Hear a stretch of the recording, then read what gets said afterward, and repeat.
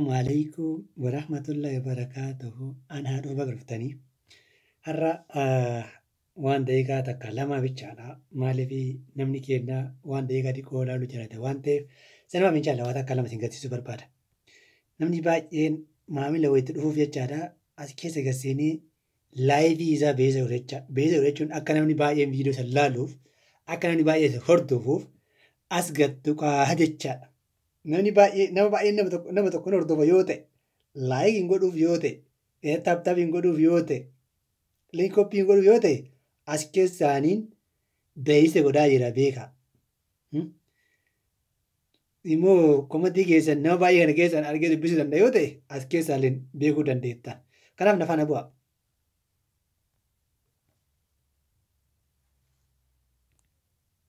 Kunoo akkanatti nu dhufaa jechaadha.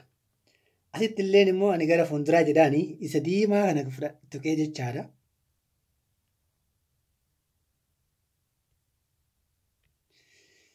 Kunoo asitti adda bayaa jecha. Bakka kanatti adda bayaa. Fakkeenyaaf inni kun fakkeenya mata duree kaa'ee jira. Nama 57 fi hanga 285 ilaaluu danda'a. Yoo birii 20 beeyisa godhe jechaadha. Birii 20 kun asitti argaa jirtanii. Kanaan beeyisa godhe jechaadha. Kanaaf immoo inni kam naa filatee iyyuu inni mataa isaatu iyyuu isa kana naa filate kun argaa jirtanii. Kanaafiin laayif bebeerben eshte saayit. Kana jechuun yeroo laayif isin irraa kaasee hanga isin irraa baasanitti jechaadha. Kanaaf beeyisa isin godha jechaadha. Kanaaf nama baay'eetu dhufee isin hordofa. Achi booda immoo yoo beeyisa gochuu barbaaddanii diima kana gatteetanii gara duraatti jettanii nafaan bu'a. Kunoo asitti illee kanan nuu dhufaa jechaadha. Asitti illee immoo gara duraatti jennaan. Asitti immoo sa'aatii meeqa beeyisa gochuu barbaanna? Kun ammoo walakkaa jechaadha.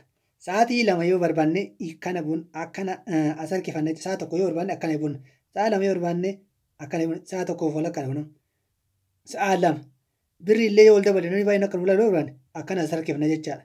Kun ammoo birri 64 akkanumatti yoo as harkifanne jechaadha birri 200 jechaadha. Kanaafiin namni baay'een akkana beeyisa irra caalaa immoo akkanallee gadi butanii illee birri xiqqaallee gochuu birri 10 gochuu dandeettan jechaadha. Kanaafiin nama ganaatu isin ilaaluu danda'a jechaadha. Kanaaf viidiyoon kee garraa asitti goolabaa yoo guutuu ilaaluu barbaaddanii komantii barreessaa. Yeroo biraatti deebi'ee guutuu isaanii garsiisa. Amaaf daqiiqaa 2 caalaa hojjechuun barbaade waan ta'eef. Achi dhaqaatii sabskiraayib godhaatii laayik illee godhaatii akka viidiyoon isin dabarre yoo barbaaddan baroota akkanaa kana feetan nafaan bu'aasiin jedha. Galatuma viidiyoo daawwachuu keessaniif baay'ee isin galatoomaa. Onni irraa isin jaadha saba koo qaalii.